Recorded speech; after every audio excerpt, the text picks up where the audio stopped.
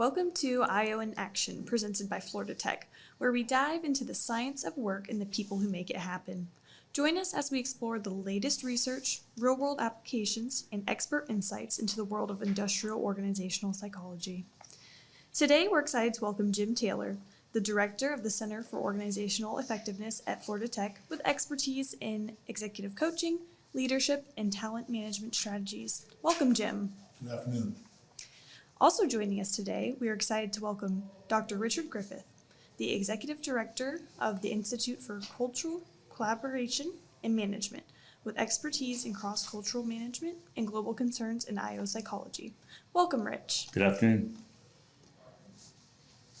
Today, we're going to talk about going from surviving to thriving and thriving in an ever-changing world. So, what does the phrase thrive or die trying mean to you, and why is it relevant in today's fast-paced world?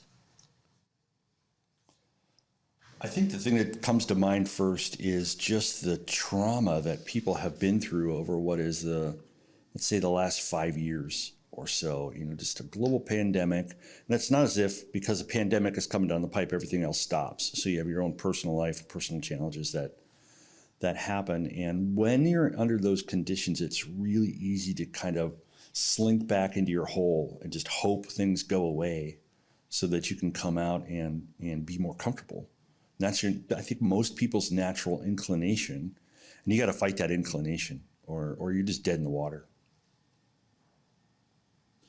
Yeah, I look at thriving as simply growing. And if you can, surviving your status quo, you're just literally sitting around, and it can be very easy to go in your room and shut the door when chaos is going on and when you're a little overwhelmed about certain things. But that you'll find a lot of people's growth actually happens when they have survived, but then start to thrive. They're not going to acknowledge the growth in the middle of surviving, but they're going to acknowledge it once they start thriving. And that's where they start seeing the results of getting through things, and all of a sudden starting to see some positive events happen. So is it the way that you choose to look at something? Yes, but that's also pretty much simplifying it. So let's start off with that comfort culture. As human beings, we like to be comfortable in our situations. How can we step out of our comfort zones and embrace discomfort as a tool for development? I think you don't ever want to get comfortable, period. My 2 cents is that your comfort zone should be being uncomfortable. And, I don't think I've ever done anything right, but one of the things that I am excited about is I don't know what I'm going to do every single day when I get out of bed. I have no idea what that day is going to look like or what the challenges that are going to come my way are. And I love that. That's exhilarating for me to be in that kind of situation. And sure, I like a comfortable weekend, like anybody else. I don't mind sitting in a hot tub having a beer. That's great. But at work, I want to be uncomfortable. I want challenges to be coming my way because I feel like I'm getting better. And then I feel like I could tackle bigger challenges. So, accepting comfort or seeking comfort, I find is a mistake in the modern workplace. Yeah. Obviously, Comfort Culture is also a great book. If you haven't read it, I'd suggest reading it. I think that we've gotten to this path where we do seek comfort. And I think that is, like Rich said, I think that's wrong. I think you'll see there's a part of the population now that has kind of popularized do hard things, do things that are difficult, do things that you might fail at, because that's really how you're going to grow. It has a little bit to do with what you might call the hero's journey. No one ever talks to their kids about things they do that were easy. You always talk about things you had to overcome. And the more you put yourself in that type of attitude to develop yourself by doing difficult things, I think that's important. So it seems like there's a mindset shift that has to happen. Some people start off with that, let's just get through this mentality, but we want them to really reframe that as a let's make the most of the situation and try to grow. So how can we do that reframing? How can we implore people to make the most of a situation and decide, okay, I want to be uncomfortable and I want to grow and develop? What I find is helpful when you're developing people, and Jim could speak to this much better than I, is to help them reflect on their experiences so that they're the one coming up with all the answers to the questions you just asked, rather than you trying to tell them how to feel about something, so you can identify what are crucible situations you can put them in, you can monitor them, and then you start to coach them a little bit and ask them about their experiences and how that made them feel, and how that's going to affect them moving forward. And then they can start to own the situation. And I think that builds confidence, not only, building resilience and a mindset towards future challenge, but a comfort with being uncomfortable. Yeah, I think I am all about mindset, but I also can see that mindset actually upsets people when you say that sometimes, because it makes it seem easy. It makes it seem like, well, just change your mindset. Instead of looking at something as a problem, look at it as a challenge, all those type of things. Well, I do agree with a lot of that. I also think that it's a little bit more nuanced than that. One of the things I do with my clients that have a hard time with the mindset change is I will do a timeline exercise with them. And that pretty much looks at their life and their career, 3 years back, 1 year back, and what they were going through at the time. And you start to realize all the things they got through to get to the current. It empowers them just talking to about it. Because a lot of times they're so caught up on what's next, they don't really sit and appreciate the fact that, oh, geez, I got through that. Can I believe I got through that? They can. And a lot of times it was because they changed their mindset, Yeah, I know there's a lot of bumper stickers out there and, that make it sound easy. Like someone will ask you, how do I start working out? Well, you start working out. Those type of answers, which in basic is true, but it doesn't include the nuance. But I try to use specific examples when I work with my clients that show them how they've grown. And so that mindset shift, they're now like saying, okay, I made that mindset shift before. It's a lot easier to do it in the future. Do you think that organizations can help kind of incite this shift in their employees? What strategies may they be able to use to get people thinking that way and reflecting on the past? It seems like that's a key component of this shift. I do think organizations can help, but it's maybe less organizations and more leaders. So a good leader is going to be authentic and have conversations with you and share the times where they've failed and what and how they have benefited from that failure. They're going to challenge you and position you for what are crucible events, and then help you make some sense coming out of it. So, if we think about leadership as an organizational function, then that's where I would put my energy. If I were going to try to get people to switch gears into this thriving mode, is to really invest in your leadership core and have them see that that's an important element. Yeah, leadership is really where it takes. I don't think an organization as a whole maybe has the power to do that, but dynamic, authentic leader does, and they can actually help an organization pivot, because that's really where you're looking. It's easy to be, arguably easy to be a manager or leader when things are going well and things are just cruising along and you're making money and all that. Where they have to pivot, because there's an inflection point in the industry or their business, where they have to pivot with an amount of certainty. And even though, yes, they're going to future-proof and they're going to tell about, here's your plan A, here's your plan B, here's your plan C, they got to still announce what the plan A is. And they have to tell their people with certainty, this is the best direction, it's the direction we're going down with a high level of certainty. So if you're trying to change an organization like that, I think having a strong leader is probably the best way to do that. So it seems like on an individual level, this requires a lot of, personal accountability and self-regulation. How can individuals kind of keep themselves accountable and work on the path towards this shift? Obviously, there will be setbacks, but how can they overcome those? One of the ways that I've found some success in doing that is don't do it as an individual. I mean, there's individual elements to it. You're part of a larger organization, but I mean, I don't hold myself accountable. I have a good team and they hold me accountable, and I'm not going to let my team down. So, I'm thinking about what is the message. When I wake up in the morning, one of the first things I'm thinking about is what is the message that I'm going to tell my team that's going to allow them to have a better day today than they had yesterday. And that holds me accountable in many ways. I feel the pressure of leadership of a good team. So If you're doing it on your own, I'm not sure I have a good answer for you. I'm probably not the most disciplined person in that sense. But if you're working with the team, I find it to be really easy because you just don't want to let your team down. Yeah, and that I think has a lot to do with team dynamics. You got to have the right people on your team, right people in the seats. Because the right people in the seats will hold Rich accountable, will hold me accountable. Sure, you can walk into the thing, how do you become accountable? Well, be accountable. It's one of those things you could do. I think one of the most important things when you are wanting to hold people accountable and when you want to pivot, maybe increase innovation or whatever your type of things that might be included in your mission, is you got to allow for mistakes. And how you deal with those mistakes is really important. If you want people to be risk takers and you get on them for a mistake, they're not going to be taking too many risks. They're not going to be innovating. On the other hand, if you allow them to make those mistakes, I mean, we're hoping they're not catastrophic mistakes, but those are called training opportunities, right? That is, if you create an organization that's willing to deal with that, that's the only way it can innovate.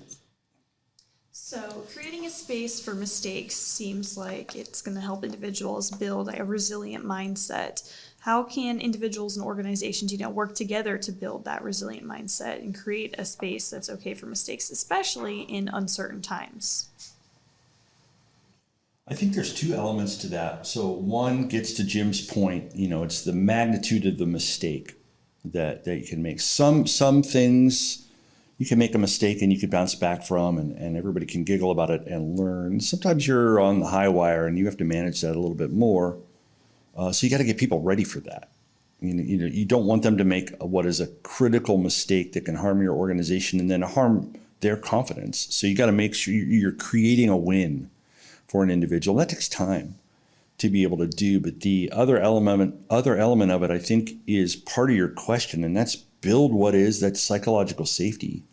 So when people realize they make a mistake, that it's not the end of the world, they're not going to get beat up, you're not going to jump on them, that you're going to sit down and help them learn from that, because what we want is for them to make that mistake once and never make it again.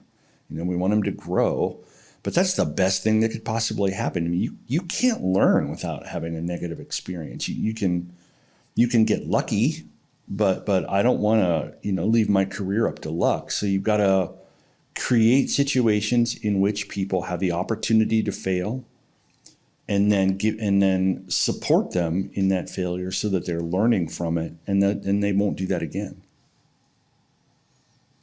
Yeah, I think that being allowed to make a mistake is important, but then to learn from it and develop from it, because it becomes this circle. I mean, everybody starts developing each other. If I make a mistake and now I'm not, and my boss treated me a certain way, when I become a boss to somebody else and they make a mistake, hopefully I'm gonna like the same type of thing. I think a lot of it also has to be tied to how you can allow mistakes within what is now becoming a performance-based culture. That you're going so hard and so fast, it's almost impossible that mistakes don't happen. I think I don't know if you've heard the saying about make your mistakes quickly. I really do believe in that. And it's kind of like that's where, when you talk to somebody and they give you feedback about, well, John over there makes no mistakes. Like he's like, most of the times he hasn't stretched, and I think it's just inherently going to happen if you're being developed, if you're growing, if you're aggressive in your pursuit of growth, you're going to hit mistakes. One thing I would just to clarify on is like, what are we even calling a mistake? Because many bosses keep the reins so tight on people that if they don't perform in the way that the boss would have performed, it's considered a mistake. And I think that's not a wise move. If you're in a leadership role, you want to build your team so you could trust them, and then you turn them loose. Are they going to do it the way you were going to do it? No, it's not. It's probably going to be better in the long run if you've developed your team. And so that's not a mistake then. That's just a different path that they took, and you've got to learn to trust your team. Any action they take can be undone, so you could redo it if you don't particularly like it or it's not moving you in the direction. You don't lose anything, but variation's not a mistake. It's just part of the process. And it ties to the mindset. Again, it's even how you what you call a mistake.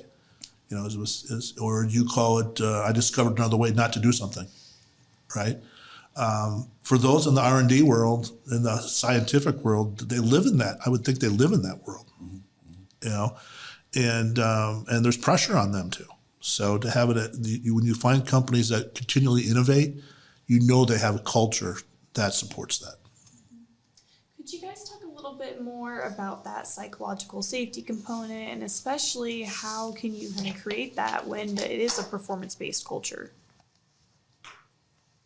One of the things that I've found that helps the team get more comfortable is the fact I try to be as honest about my performance as I can be, in that I think you guys have heard me say this a lot. Like, I have no idea what I'm doing. I just get up and try to do the best job I can every day and learn what I can learn. And then if I'm making those improvements, then I'm somewhat happy with the direction that I'm going. But I don't hide that from the team. I really try to let them know that, because I put my pants on the same way they are. I'm just an old dude.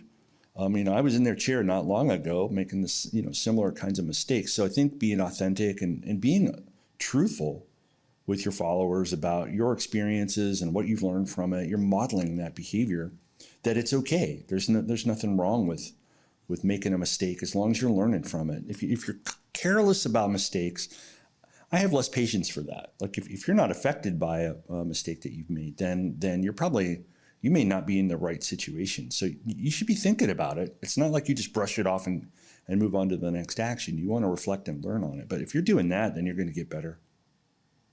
Yeah, I think psychological safety has always been a hot button for me a little bit, and people at the center, with the students at the center, know that. I think that while every corporation should strive for a level of psychological safety in what they do, I think it's just as important to prepare people where it doesn't exist. And you have to make sure, that's where you talk about resilience, that's where you talk about how you influence, manage people, because I don't think there's as, and maybe it's just the customers I've talked to, there's a high level of psychological safety in organizations. And because of that, I think it's important to make sure that, though that may be ideal, that we make sure that our students, especially ones that come through the center, understand and how to deal with organizations that maybe they're not strong in that particular area, but they're strong in a lot of other areas too. And that no organization, it's very gray. They're not perfect. Most are not perfect, very imperfect. So I think we should always strive for psychological safety when you are in a working environment. I also think it's important to teach the students or the employees to prepare when it doesn't exist. One of the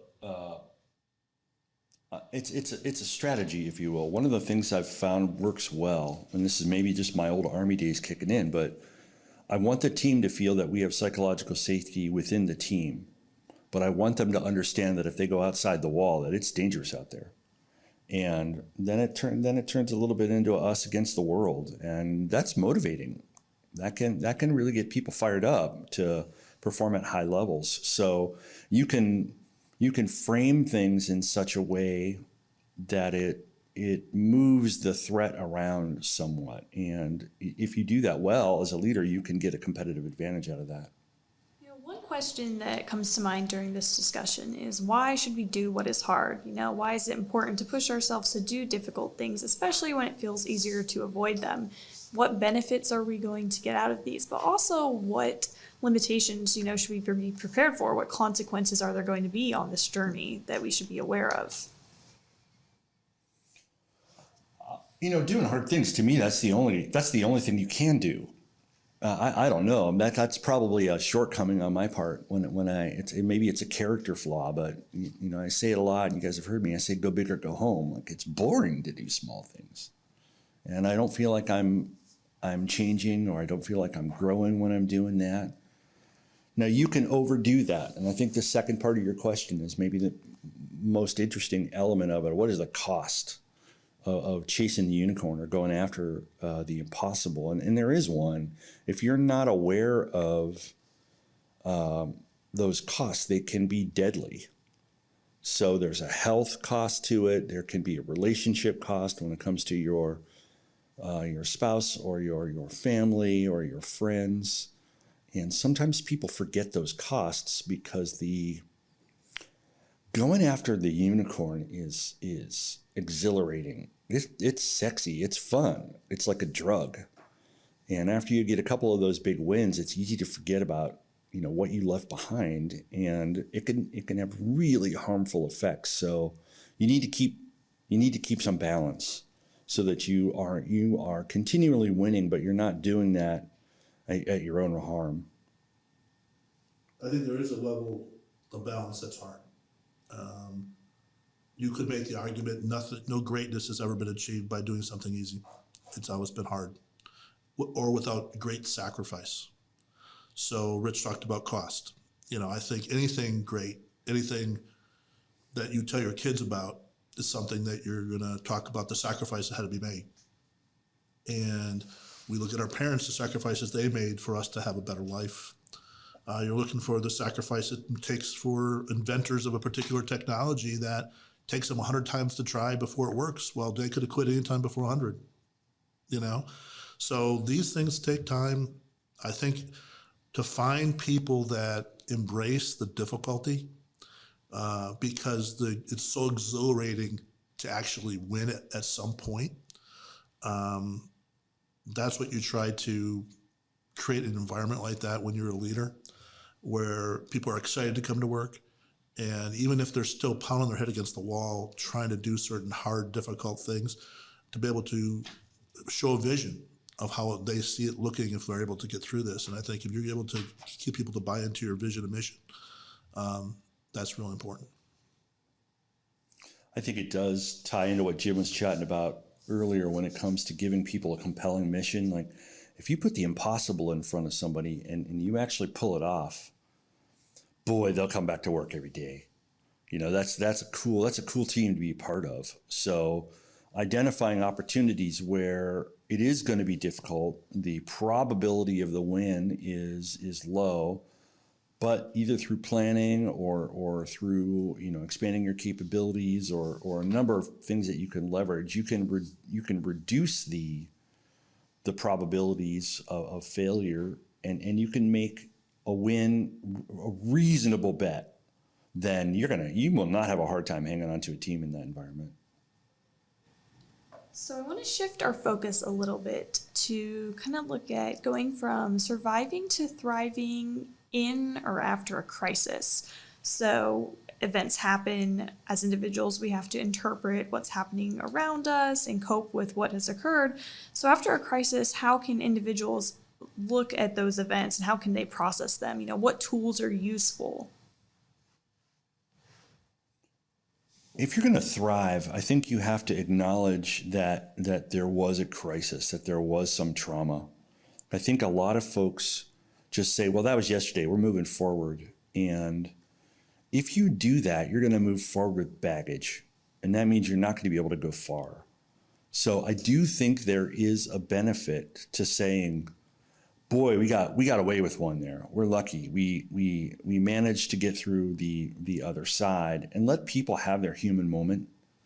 And sometimes that's a tear in the beer. Sometimes you got to go bust a plate. Everybody's got their method to get that out. But then as a leader, you got to stand up one day and say, okay, now let's move forward. And you show people there's a path to what is a better place.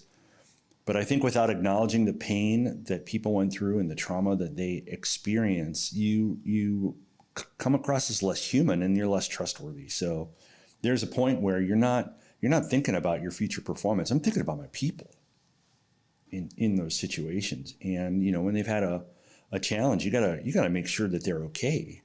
And you don't know that until you have those conversations. Yeah, I think we experienced that at the university. And a lot of my clients have experienced that same thing. I think what Rich said, that probably might be one of the most important things, was you have to acknowledge their trauma. I think you can get caught in a situation of you do not want them to relive the trauma too much because that actually can harm them. But I do think that if you don't acknowledge their pain, you're going to lose trust right away. Because it's easy. It's very easy, and I've seen it with my clients. I've seen it even here, is that okay, let's get over this. It happened, it's done. Now we got to move forward. There is that point where that does have to happen, but you can't do it without fully acknowledging and understand, because everybody accepts it different. You're going to have, I'm sure, you have students, you'll have some faculty, you'll have executives in industry that all handle everything completely different. So, some are going to be like, they're at 10 when that one person's at 1. And both are okay, but you have to acknowledge. And I think sometimes in change management, sometimes you have to communicate with them to let them understand that people are at 1 and people are at 10. Because people have a tendency to look like, why aren't they getting over this? Why aren't they moving forward? And then there's people who are like, I can't believe they're asking us to move forward. Don't they know the pain I'm in? So you're going to have to work that. And that's really tough. I mean, I think that is what takes leadership and the nuances of leadership. So a leader that focuses on the nuances of change management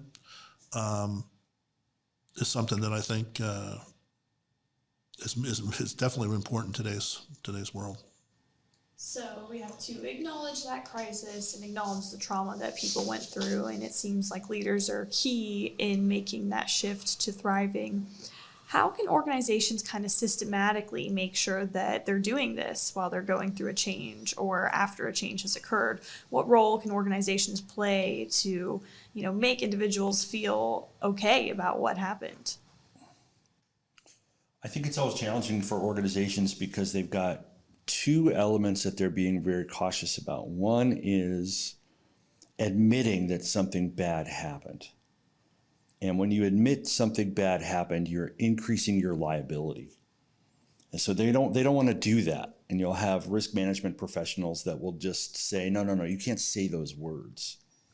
So you have the pressure to move forward because the organization is vulnerable to litigation or they're vulnerable to other kinds of liability. But if they are using what are good change management practices, then the mechanism to move forward really is communication and being authentic in the communication and showing people what is the path to what is a better vision or a more complete vision that you're able to attain if you're able to hustle a little bit. I think people's expectations of what change is going to occur is important. I think that I have clients that when they have a big event that's happened and they want to change or they want to move in a different direction, either getting over the trauma or getting over a bad event, they'll change leadership. They literally say it's easier for us to change leadership because when we change leadership, people expect change. That if you keep leadership, they're hoping it doesn't change. And so sometimes you'll see, matter of fact, I know I don't have the data right in front of me, but there's been more CEO turnover in the years since COVID than the first 10 prior. So it just means bring different people in. Now there could be a lot of nuance. It could be some retiring, a lot of different things. But I think they acknowledge how difficult it is. So, I don't think that anybody has the answer for that right now. I think they're kind of searching for the answer. But I think any leadership team can, if they're strong enough, can identify that today's an inflection point. And from this point, we are changing and we are moving forward. I think people want a plan. They don't just want change. Okay, fine, you want us to change. What does that mean? Explaining that change is maybe the next step. So when organizations go through a change, they're really opening themselves up to risk.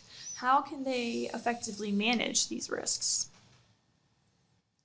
To me, it gets back to some of the earlier things we were discussing in that you got to have very deep planning and you've got to have what is a risk register as part of your plan. So you start to think about what can go wrong and what will we do if things go wrong.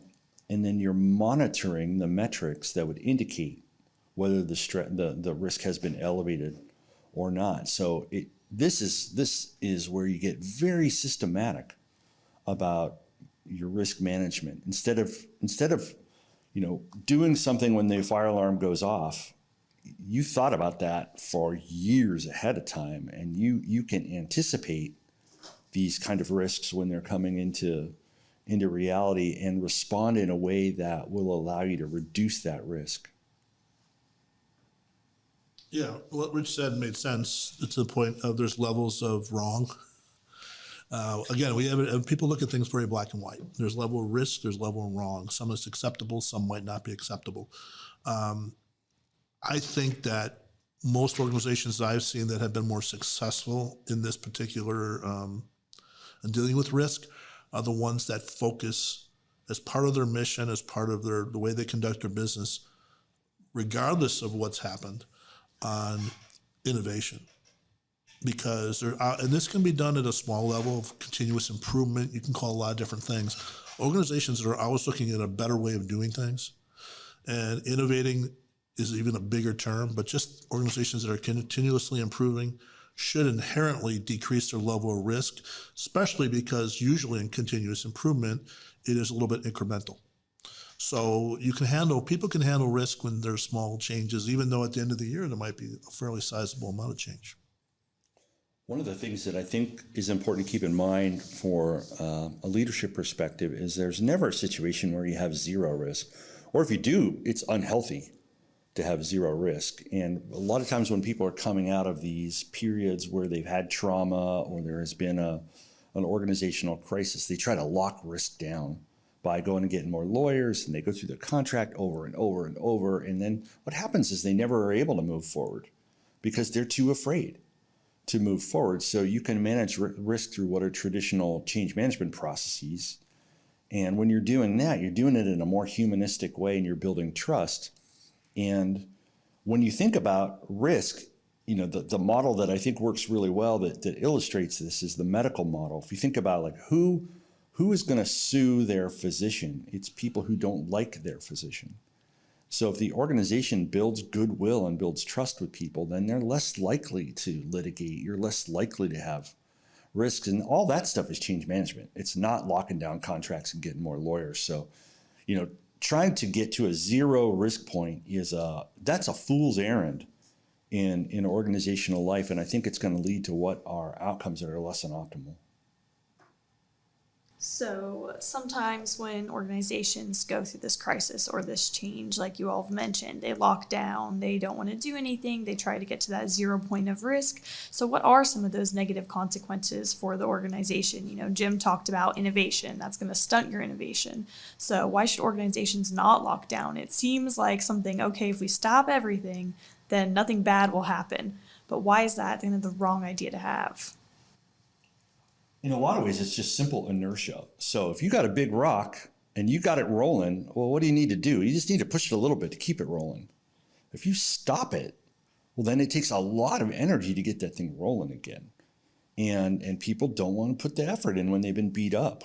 When they've come out of these traumas, there are a lot of impacts, and it's hard for them to find the energy to get that rock moving again. So stopping everything, I think, is not a smart move. There's some things you need to stop where people are continuing to be hurt. You got to put a halt on a couple things, but in general, you want to keep the rock moving. Yeah, I think a learned helplessness, where people have been beat to a point where they're not willing to take any risk, and nothing happens. There's no progress, and without progress, you're not going to innovate. You're not going to do all the things that we talk about that are important to the organization. Where organizations struggle when they come off a tough event. My clients that I've seen, there are times that you're going to have to transition people. There are times where there are some people, and it may be a small percentage, but there are some people that are not going to be able to make that move with you. And it's okay with an organization to transition those people. It usually won't be a large amount, but what can happen is that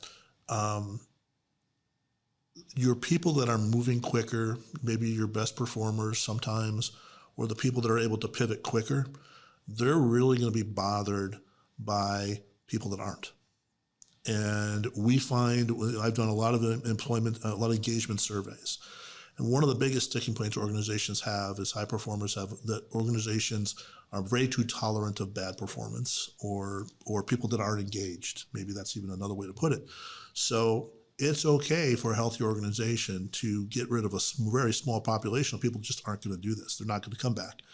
I think that's what you do at the last resort, though, because I think there's so many people that you can bring in and get re-engaged. It takes some creativity. It takes a lot of effort.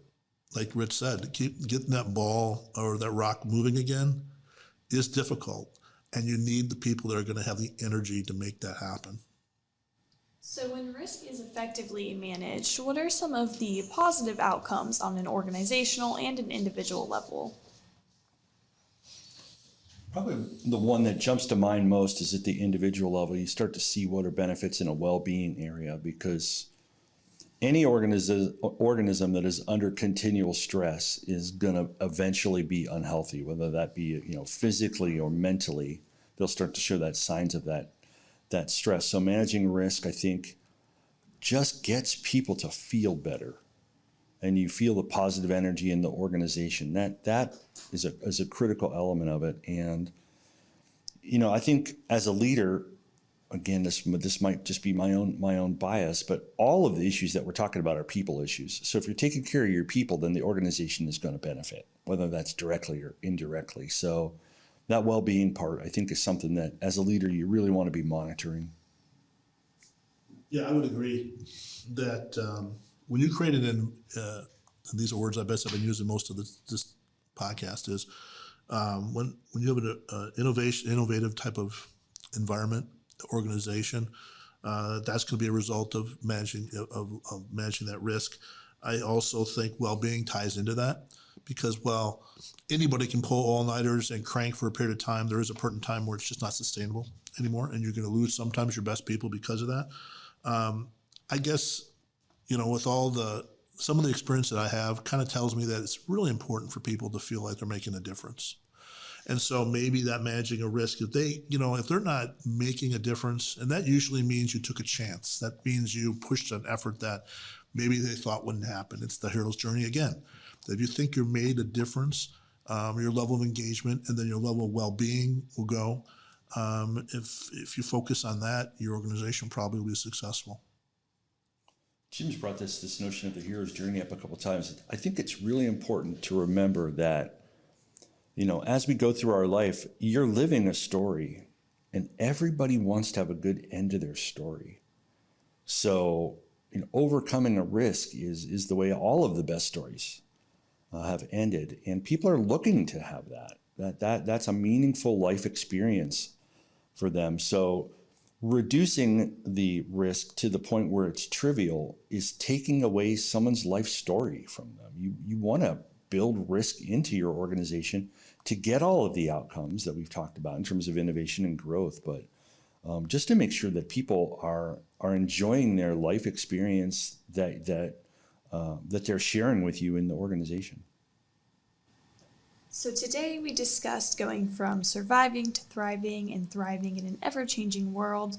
Some of the main topics that we explored were comfort culture, creating a mindset shift, and then building that resilient mindset and managing risk.